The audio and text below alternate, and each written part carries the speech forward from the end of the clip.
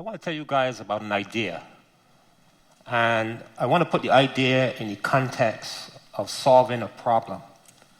I don't know if you noticed that when people solve big problems, nobody ever tells you what goes into the thinking, what influenced the idea, what made you come up with this way of seeing the problem. And I want to tell you what it was for me. This idea wasn't born at the time that the incident that I'm going to describe to you happened. It was probably born 40 years before that. And I want to tell you a little bit about that story and about me. And I hope I can pull this together and make the concept interesting and understanding and exciting, because it excited me, and I need to bring you to that place. So, let's start. How many people here remember the spill in the Gulf of Mexico in 2010? Quite a few. So you might even recognize this image from that spill. This was a big spill. This was the largest spill in American history. Oil was spewing from the Gulf. That image actually represents oil coming from 5,000 feet below the surface of the ocean and coming up to the top. 210 million gallons of oil spilled into the Gulf of Mexico on that day. It spilled for 87 days. That's 3 months. It started in the early spring and ended in the summer. 8,000 animals died within the first 6 months.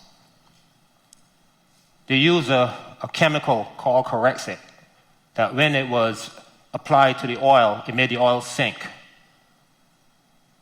The devastation that it caused is still not understood. This bothered me. It made me nervous inside because of where I'm from. And I'm going to tell you a little bit about where I'm from. But I want to tell you about the way I solve this problem, or I think I'm trying to contribute to solving the problem, is thinking about it differently. And I want to show you the difference, but I was influenced. And sometimes when you have big problems, you don't always look at the problem and the aspects of the problem and say, wow, that's too difficult to solve. Sometimes you say, wow, what if I can overcome that specific thing and use it in the solution? And this is where I'm going with this. Apart from the 210 million gallons of oil that was spilled, only 6 million was collected in the Gulf. So where's the rest of it? I want to put you where I was the day this spill happened. So I want you to imagine, can you imagine for a moment that this spill is happening right now in Naperville, right in the Riverwalk. The oil is coming up. Or make it even better. Let's make it in Lake Michigan so it affects more people. And you wonder, how is this going to stop? Who's going to solve the problem? It's a big problem. One of the things that bothered me about the whole spill was this image of the technology that was used. This was old imagery. This was technology that was used many, many years ago. This is a boom. The boom doesn't really work efficiently. The oil is still getting into the coastlines. The oil is still blocked, but it's a passive system, static system. It bothered me. So let me tell you about this video. This video is an image of the Gulf of Mexico. It shows the big, huge Gulf, and it shows the country where I'm from. It's called Barbados. Barbados is off to the east in the Caribbean. There's a chain of Caribbean islands, and Barbados is the most easterly in the chain. It's tiny. It's so small that some people don't even know where Barbados is. Some people ask me, where in Jamaica is that? It's not in Jamaica. That upsets me a little bit. So Barbados is this little island, and it's 166 square miles. Only 166 square miles. That's the entire country. It's not a suburb. Now, the oil that spilled in the Gulf occupied an area of 78,000 square miles. That's enough space to contain Naperville 2,166 times. So this is why I was nervous, because the Gulf is connected to Barbados in this way. When I was a kid, I remember the hurricanes would come to the island every season, and you would say, oh, it just missed Barbados, and it went up, and it affected Cuba and Jamaica, and it's heading into the Gulf. So the Gulf always seemed to me like it was a place that was really next door. It was in my neighborhood. When I saw this technology, I was worried. And I remember watching this on TV with my wife, and I was really angry. And my wife left the room, and she came back, and she said, man, can you really remove oil from water? And I said, yes, you can magnetize it. And I thought about that for a while, and I said it because electromagnetic forces are very prominent in the world we live in. There are four forces that we know of, but the electromagnetic force is very dominant. It's one of the forces that is the reason you're sitting in your seat right now. It expands light and heat, while the sky is blue. So it's very prominent. So it's a natural thing for me to say. But I went to bed that night, and this was on me, and I thought about it. I said, well, gee, how do you really do that? And something came to me, and I said, let me get up and try it. This is 11 o'clock at night. And I rushed down to my garage, and I say, well, let me get some oil, let me get some water. Let me put some particles in the water. If these particles are small enough, if they're light enough, and if they form some sort of a bond with the oil, maybe I want to see what would happen when I apply a magnetic force. And I did that. I went in the garage, I got the water, the oil, I got my shovel. It's so hard to find a metal shovel these days. Everything's made of plastic. But anyhow, I got my shovel and I started to shave it. And I shaved it. I collected the filings and I started to sprinkle them into the oil. And what I noticed really was phenomenal to me. Not only was I able to put these particles in the oil, but what you can't really tell from the image that you see here is that it stayed with the oil, no matter how thin a sheen was on the top of the surface. And when there was no oil, it fell through the water. And I said, this is not a bad idea. Let me pursue this further. I knew the obstacles. I knew the things that would be not exactly like the Gulf. Like there's no waves here. What type of oil did I use? What size particles? What did I do with these particles? And this reminded me of a story of when I was a kid in Barbados. I remember coming home from school one day, and I'm walking with my friends, and we're kicking around a soccer ball, and you're not supposed to do that. And I kicked the ball, bang! It goes through this window, and it breaks this woman's cabinet. It sounded like I destroyed everything in the house. And my friends scattered. They disappeared. Now the ball has got my name on it. I'm wearing a school uniform. I can't go anywhere. So I go up to this woman's house, and I'm like, oh, this lady's going to be very upset. But I got to fix this problem. This is a disaster for an 11-year-old. And I go up to her house, and her name is Mrs. Archer. And when Mrs. Archer approached me, before she could say anything, I said, Mrs. Archer, this is beautiful stuff you have in this cabinet. I can finally see all this beautiful stuff now that the glass is gone. And she stood there looking at me like, is this guy for real? And I said, if we remove the other glass, we could display all this beautiful stuff that you have, And she said, I like that idea. And I said, yes, let's do this. And I cleaned it up and spent an hour cleaning the glass and everything. And when I was done, I was walking away, and Miss Archer said, young man, she said it in Barbadian dialect. She said, you think you tricked me, but you didn't trick me. She said, you are either going to be a politician or a problem solver. I guess she made a distinction between the two.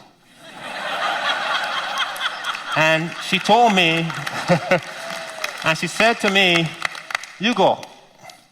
And I left in a hurry. And there was no internet or telephone back then in this lady's house. But the news made it home before I even got there. And it's a different story. But what I did that day was to take an aspect of that problem and use it in the solution. And that's what I was trying to do here. These particles in the oil was the beginning of that. So if this clicker works, I'll show you what I did. These particles are particles of magnetite. And I chose magnetite because magnetite is natural. I don't want to make the problem in the Gulf worse. I want to have a solution that's environmentally safe. These particles are natural. They're there. Magnetite is the original reason that we discovered magnetic forces. It's called lodestone. The original magnetism was discovered by the Greeks because of this natural magnetism. So this has been there. This piece you see here has been around for 1 billion years. It's in North Carolina. So the environment knows how to handle it. It's not a problem. When the environment doesn't like something, it gets rid of it. It loves this stuff. So I started tackling each of these problems one at a time. The particles, the wave action, the fact that these particles may sink. You can recollect them. I also did another experiment. And this experiment was to put these particles in the oil, and I noticed that the oil does not expand under its own viscosity, its thickness, the way it would normally. It held it together. And you can also remove these particles from the oil. Because they're not so small that they're held in by atomic forces. They're not nanoparticles. They're not so large that they sink. They're the right size, and they're held by some molecular forces. So I can remove them. That's a beautiful thing. So I kept going to tackle all these problems. The next problem was, well, oil. How does oil behave normally? If I put these particles in the oil and I apply magnetic force, will these particles just come out of the oil? Does it depend on the oil? What type of oil are you using? So I have to try many oils. But I also noticed an important effect, that I could pull the particles and they don't leave the oil. The entire oil slick moves. It comes to me. And that's a benefit. So after I saw that, I said, well, I'm really onto something. This is a process. And I'm going to put these processes together. I want you to follow this idea. So what about other oils? There are many different types of oils. So I tried bigger scale. Can you scale this problem up? Can you make it larger? Can you make it so that these particles not only bring the oil to you, but you utilize the fact that they're waves. Now, waves are an interesting thing, because waves have a direction. We understand waves very well. There's a wave equation. You can write down an equation for a wave. And these particles, when they get into the oil, if they hit water, let's suppose they hit water, suppose they're hydrophobic. So now they've got a reason to stay in the oil, right? And the wave can be used to help you. The wave can play into a system. And all the while, in my mind, I'm thinking about that static boom. And I'm thinking about, wow, how can I pull all these different aspects of the problem together to solve or contribute to this oil spill problem? Now, I want to tell you that when you start on an issue like this, you feel as though you're helpless. It's such a big scale problem. You don't really know how others will see this, how scientists and experts will look at this. So there are environmental problems.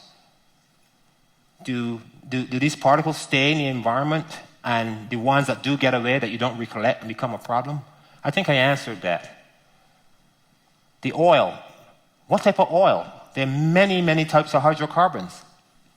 But I decided, if it works, and it works for some specific cases, it's better than that static boom. So here, I want to show you an image of a device that I thought up. And it's a boom. But this boom is unlike any other boom you've seen. It doesn't just trap the oil. It still have all the passive components that a regular boom would have. But imagine this boom now having a magnetic field that moves along the axis, just like I did in those images that you saw, so that these particles get attracted to the boom. And it doesn't need to be a really, really strong magnetic field. I don't need to pull the oil from over there. I need to pull the oil from right here and keep moving my boom around. So now this boom attracts the oil, it blocks the oil, it contains the oil. And because there's a field, and this field is pulse and moves, and there's a gradient, it means there's a magnetic force that moves along this boom, and it pulls the oil. So now the water becomes your friend. The water now is the medium that you use to transport this oil. The waves are also your friend, because the waves can be, your boom can be adjusted so that the waves play into it and assist the magnetic forces. So when the oil gets now to the end of its travel at the top of the boom, we have another magnetic system that has another magnetic field that couples to this thing. It's part of this thing. And it moves, it's a ramp that moves this thing up and out of the water. And now you can separate this oil from the water, because in the bottom of this big tank that this thing is sitting in, there's a device, another magnet, that can pull this magnetite out that you can reuse and recover. And the oil and some water, you can't work in water and not get some water, will separate into its own components. So now I'm thinking this passive system is also natural to the environment. I haven't introduced any chemicals. There's no correxic. You just put it out there, you let it get dirty. So this idea was brought up that night when my wife asked me what would I do. But it's really inspired by something that happened when I was a child, Mrs. Archer. If Miss Archer was around, she died 6 years after I kicked the ball through her house. It wasn't from a heart attack, it wasn't me. She passed away. She was an older woman. If she was around today, I would take a trip back to Barbados. And I would tell Miss Archer, thank you. And I would tell her, this is what you inspired. The idea didn't come from my knowledge of physics. It came from my knowledge of people, really. Because I listened to her, I remember it. It came back to me. It hit me pretty hard when I thought about it.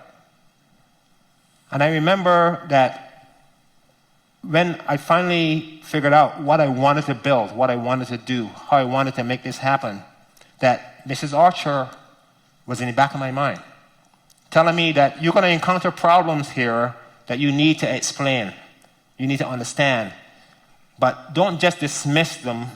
Try to see if you can use them. See if you can leverage any of these aspects in your problem and make them work to your advantage. And that's what I was trying to do.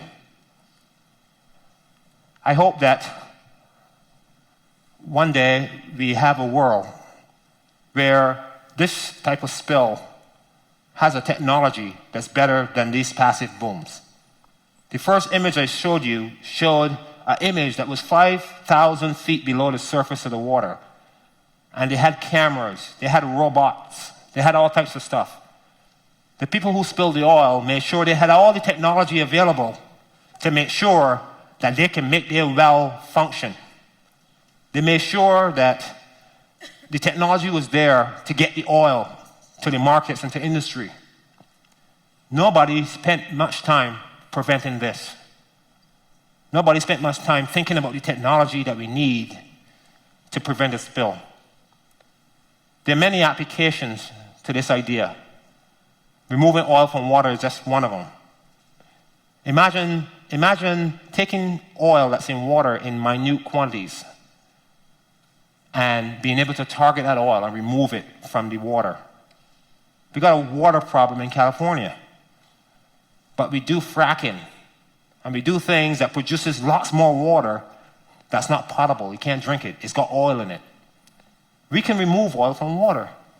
We can invest time and effort in cameras that go a mile below the surface and robots that can tie bolts and cut pipes and cap wells. But we can't invest somehow in a boom or a device that can stop the ecological damage that these things cause. Mrs. Archer did me a favor. She showed me that no matter how disastrous things look, there are solutions. The solutions can be simple. And I hope that one day we all understand that we can contribute to these problems with our experiences. It doesn't take years of studying physics to figure out that simple things work. Sometimes you see simple things at work all the time, but when you apply them to other situations, you realize the value in these things. I hope you understand the nature of what I've shown you, the simple nature. But I want you to understand, most of all, that the contribution that I'm trying to make is not necessarily for me personally. It's an excitement I get when I see something simple come to bear. It's an excitement that we all feel when we see a problem, a big problem, and we think we can contribute a little bit. Thank you.